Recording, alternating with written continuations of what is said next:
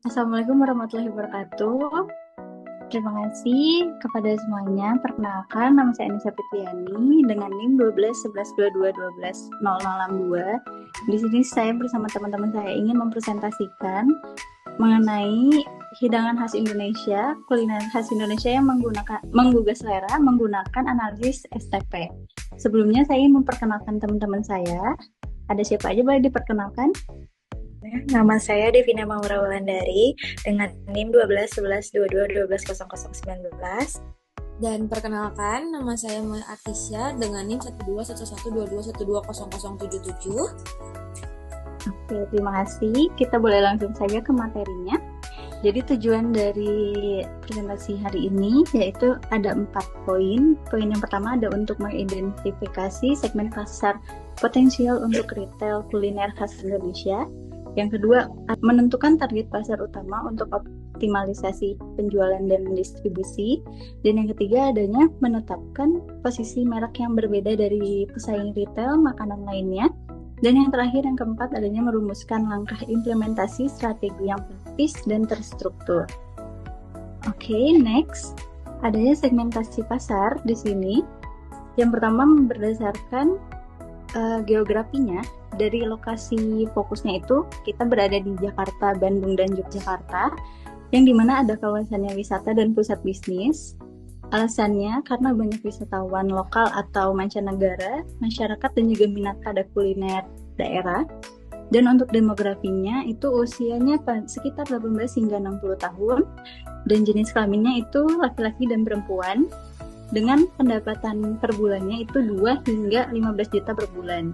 Dengan statusnya yaitu keluarga, terus profesional, pelajar, dan mahasiswa yang wisatawan yang datang ke kuliner kita ini. Boleh next? Dan untuk analisis pesaingnya, di sini ada pesaing secara langsung, yang dimana toko oleh-oleh kuliner lainnya itu, dan juga gerai makanan khas daerah, dan kelebihannya itu lokasinya yang strategis, variasinya produk yang banyak, terus kelemahannya itu ada di kurangnya menjaga kualitas rasa dan juga harga yang tidak transparansi. Dan untuk pesaing secara tidak langsungnya, adanya toko makanan ringan, minimarket yang menjual makanan siap saji, dengan kelebihannya itu akses yang mudah dijangkau dan juga harga yang lebih murah. Kelemahannya tidak fokus pada kuliner khas daerah, tapi rasa kurang yang autentik. Dan ketiga, faisographic, di mana nilai-nilai itu sangat menghargai kuliner lokal, suka berbagi oleh-oleh, kemudian lifestyle atau gaya hidup, yaitu suka menjelajah kuliner, peduli pada kualitas produk, dan minatnya itu mengenai koleksi makanan khas daerah dalam budaya Indonesia. Dan yang keempat adanya behavioral dengan frekuensi pembeli sesekali untuk oleh-oleh atau acara khusus, dan juga pelanggan yang tetap itu mencari makanan khas yang favorit. Untuk kesempatannya di hari raya, liburan, acara keluarga, kunjungan wisata, dan manfaat yang dicarinya itu mencari rasa autentik, kemudian kemasan yang menarik, nilai kuliner, harga sesuai kualitas. Boleh next lagi? Baik, selanjutnya akan dibacakan oleh saya. Selanjutnya ada target pelanggan, yaitu ada 3. Yang pertama, target wisatawan lokal dan mancanegara. Usianya beragam, mencari oleh-oleh khas Indonesia dengan rasa otentik. Yang kedua, keluarga dan profesional, usianya 25-55 tahun, membeli makanan khas untuk acara keluarga atau makanan sehari-hari. Yang ketiga, ada pelajar dan mahasiswa, usianya 18-25 tahun, ingin mencoba kuliner khas berbagai daerah dengan harga yang terjangkau. Selanjutnya ada positioning, yaitu poin permintaan utama. Yang pertama, rasa otentik dari masing-masing daerah asal. 2, kemasan praktis dan menarik untuk dibawa pulang atau diberikan sebagai hadiah. Yang ketiga, harga transparan dan sesuai dengan kualitas. Dan yang keempat adalah menyediakan informasi tentang asal-usul dan cerita di balik setiap makanan. Selanjutnya, untuk baruan pemasaran produk dan price-nya. Yang pertama, kategori utamanya makanan siap saji, makanan kering atau ringan, paket oleh-oleh, bahan baku kuliner yang khas, dan juga variannya ada produk standar dan produk eksklusif dengan kemasan khusus, kualitasnya bahan baku dari daerah asal, proses pembuatan sesuai standar higienis. Yang kedua, price-nya rendang dengan harga 15 sampai 500 ribu. Strateginya paket hemat untuk keluarga, diskon untuk pembelian pasar, dan harga khusus untuk wisatawan dalam kelompok. Baik, selanjutnya ada baruan pemasaran, yaitu 3 place, yaitu lokasi fisik, toko di pusat perbelanjaan, dekat bandara atau stasiun, dan kawasan wisata.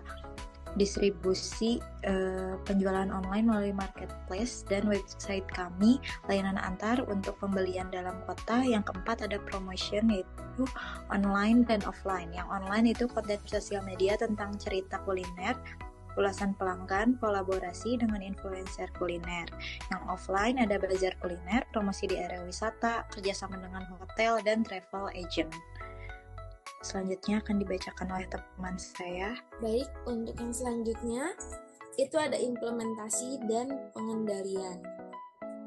Nah, implementasinya ada 3 langkah, yaitu minggu 1 dan sampai minggu ketiga. Itu siapkan stok produk, perbaiki tampilan toko dan kemasan, latih staf tentang pengetahuan kuliner. Yang kedua, minggu 4 sampai minggu 6, itu luncurkan program loyalitas, mulai aktivitas promosi online, ikuti bazar kuliner. Yang ketiga, minggu 7 sampai minggu ke-9, itu luncurkan layanan pesan antar, kerjasama dengan travel agent, dan evaluasi awal. Nah, untuk pengendaliannya itu kita ada 4. Yang pertama ada pantau penjualan dan permintaan produk. Yang kedua, lakukan survei kepuasan pelanggan. Yang ketiga, periksa kualitas produk secara rutin. Yang keempat, sesuaikan strategi berdasarkan hasil evaluasi. Nah, untuk evaluasi strateginya di sini ada beberapa indikator. Indikator suksesnya itu yang pertama, penjualan itu meningkat 25% dalam 3 bulan. Yang kedua, jumlah pelanggan baru itu meningkat 20%. Yang ketiga, rating pelanggan 4,4 dari 5 bintang. Dan yang keempat, jumlah pembelian paket oleh-oleh meningkat 30%. Untuk waktu evaluasi itu setiap bulan dengan rapat kelompok untuk meninjau dan menyusun langkah korektif.